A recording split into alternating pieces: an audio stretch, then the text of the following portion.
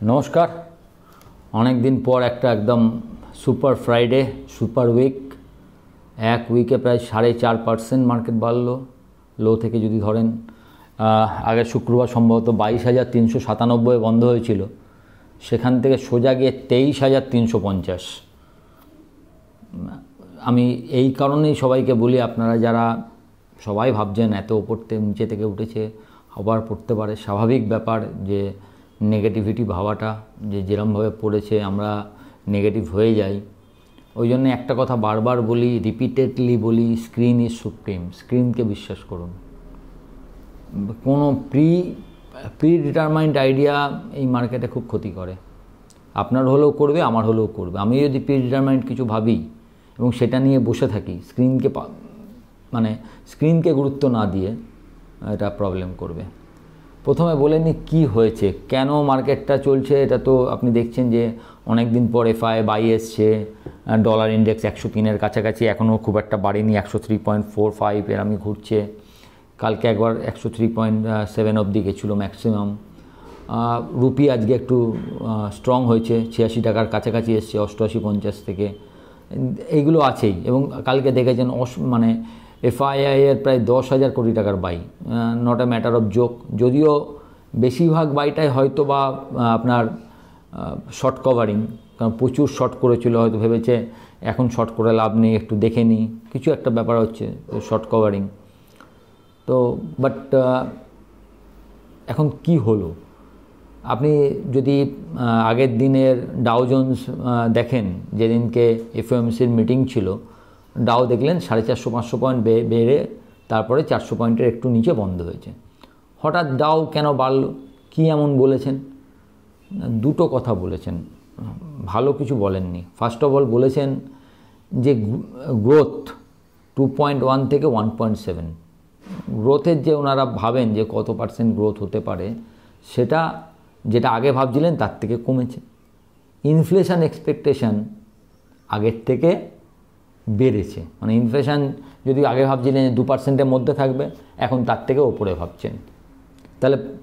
তাহলে বাড়লো কেন মার্কেট? উনি দুটো ব্যাপারে মার্কেটকে আশ্বস্ত করেছেন, সোজা কথা। একটা হচ্ছে এত কিছুর পরেও 2025-এ দুটো রেট কাটের কথা উনি ভাবছেন। তাহলে ইনফ্লেশন বাড়লে রেট কাট হবে কি করে? তার মানে উনি বলতে চাইছেন, উনার হিসাবে উনি যেটা বলেছেন, যে ট্যারিফের জন্য যে ইনফ্লেশনটা বেশি বাড়বে বলে আমেরিকান মার্কেট ভাবছিল, উনি ভাবছেন সেটা অতটা বাড়বে না। ট্যারিফের কারণে ইনফ্লেশন হেভার্স হয়ে যাবে না, 3 ভাবছিল 5 হয়ে গেল, এরম হবে না। এটা ওনার ধারণা।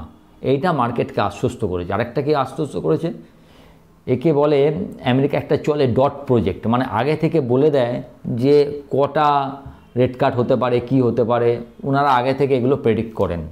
সাধারণত কোনো চেয়ারম্যান এমন হয় যারা বলতে চান না, তারা বলেন ঠিক আছে দেখা যাক মার্কেট কি চলছে। কিন্তু পাওয়েল সাহেব এখানে একটা মার্কেটকে আশ্বস্ত হয়েছে এই মার্কেট করে, যেখানে উনি বলেছেন যে এত কিছুর পরেও আমরা দুটো রেট কাট করব।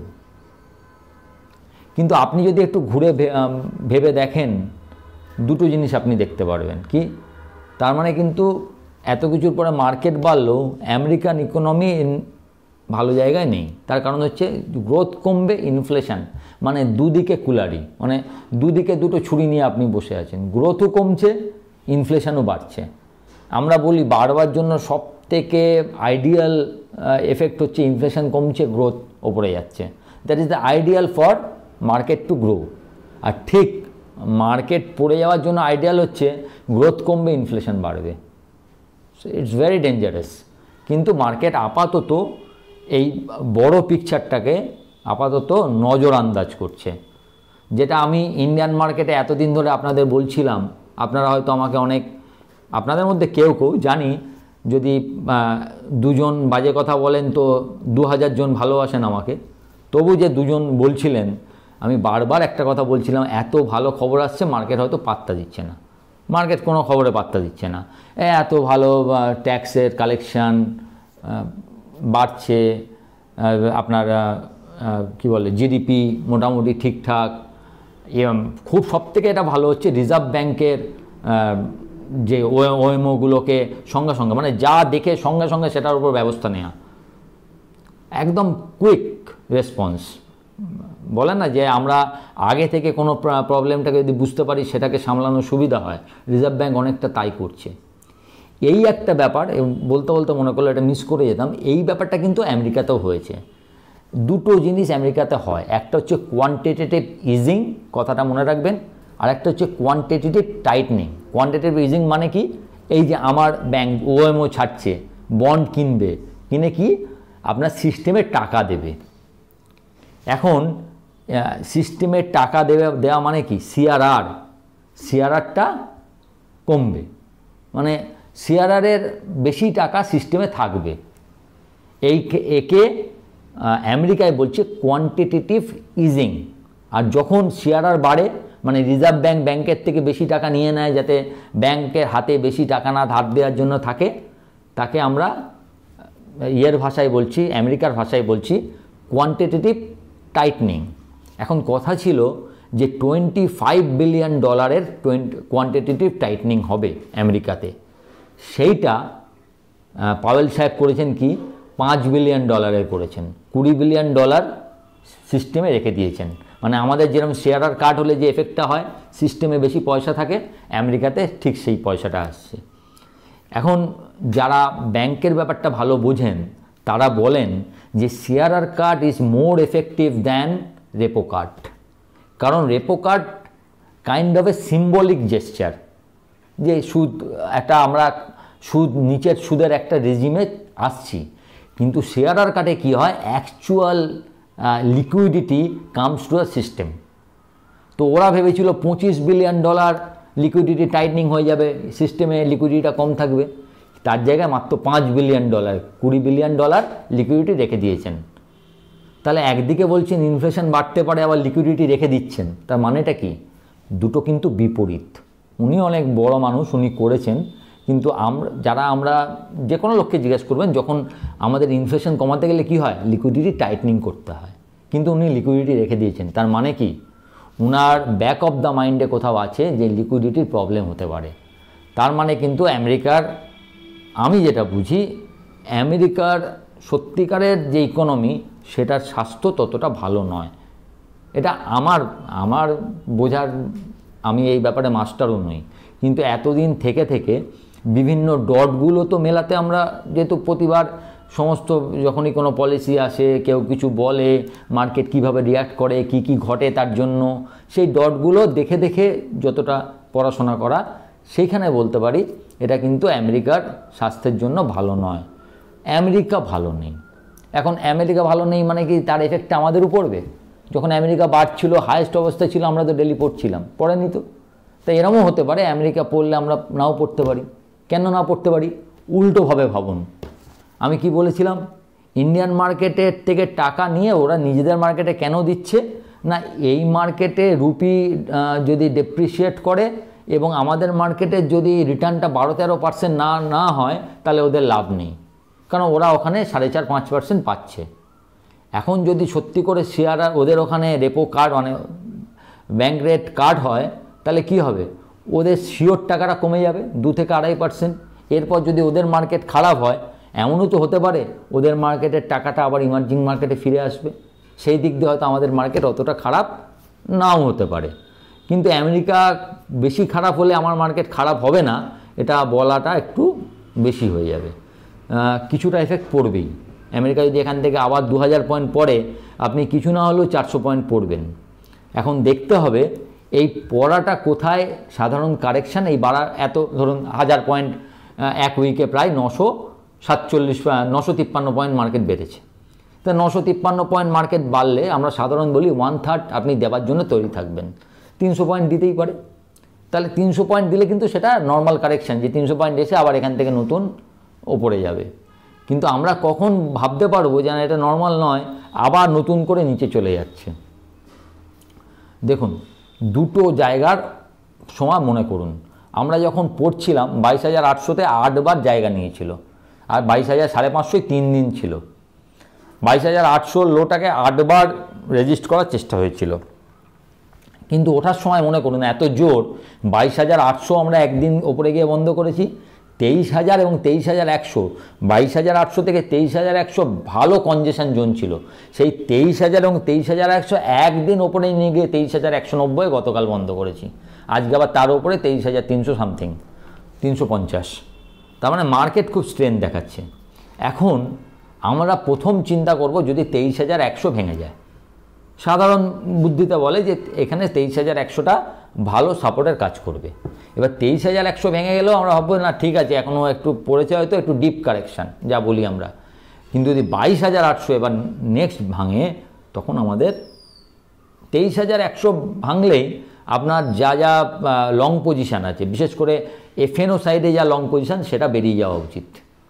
আর 22,800 ভাঙলে তখন আপাতত আবার হাত খালি রাখা উচিত। সেক্ষেত্রে আমাদের লাস্ট রিসর্ট, মানে যেটা বলে হচ্ছে ড্রিম কারেকশান, সেটা হচ্ছে মার্কেট 21,800 থেকে উঠলো 23,300, 23,600, ম্যাক্সিমাম হতে পারে 23,800, 24,200 এই অবধি গেল। ওখান থেকে কারেক্ট করে সব কিছু ভেঙে 22,300কে সাপোর্ট নিয়ে আবার নতুন, মানে সমস্ত কারেকশান পূরণ হলো। এই 22,300 কিন্তু আমাদের এখন হচ্ছে ড্রিম লেভেল। এই 22,300 এই লেভেলটা যদি এরপরে ভেঙে যায়, তাহলে আপনি জানবেন মার্কেট আরও অনেকটা নিচে যেতে পারে। তাহলে আপাতত আমাদের বিগ সাপোর্ট হচ্ছে 22,800 এবং সবচেয়ে লাস্ট সাপোর্ট, যেটা থেকে আমি ভাববো যে না মার্কেট আবার নতুন লো করবে, সেটা হচ্ছে 22,300। ওপরের দিকে যতক্ষণ আছে আপনার চিন্তা করার কিছু নেই। যা যা শেয়ার আপনার কাছে ছিল তা অনেকটা রিকভারি দিয়েছে, যদিও যে দামে আপনি কিনেছেন সে দামে এখনই আসবে এটা আশা করে লাভ নেই, কারণ আপনি এখনও প্রায় 15% নিচে আছেন হাই থেকে। 15 না হলেও 13% নিচে আছেন। সাধারণত 13% নিচে হলে, যদি এটা এনভায়রনমেন্ট, কিন্তু স্টক কিন্তু খুব ভালো রিটার্ন দিয়েছে, এটা আপনাকে ভাবতে হবে। তা এই মুহূর্তে আপনি কি করবেন? এই মুহূর্তে আপনি যা করবেন 23,100কে স্টপ করে করবেন। দুটো স্টক এমনি, এটা জাস্ট অ্যাজ এ পেপার হিসাবে লিখে রাখবেন। দুটো স্টক দেখে খুব ভালো লাগছে, যদিও আজকে দুটোই অনেকটা বেড়েছে। একটা হচ্ছে এনআইটি লিমিটেড। এনআইটি লিমিটেড 125-26 টাকা, 25 টাকা 81 পয়সায় মনে হয় বন্ধ হয়েছে। সুবিধাটা হচ্ছে এনআইটি 1 মাসের লো, 1 মাসের হাইকে পেরিয়েছে। সাধারণত এর আগে চার্টে যে প্যাটার্ন এনআইটি দেখা গেছে যে 1 মাসের হাইকে পেরোলে ও আরও 5 থেকে 10% রিটার্ন দেয়। স্টপ লসটা কী হবে? স্টপ লসটা হবে যেখানে, যেটা আগের দিনের ক্লোজ আছে 21 টাকা, তার 1% নিচে, মানে 20 টাকা।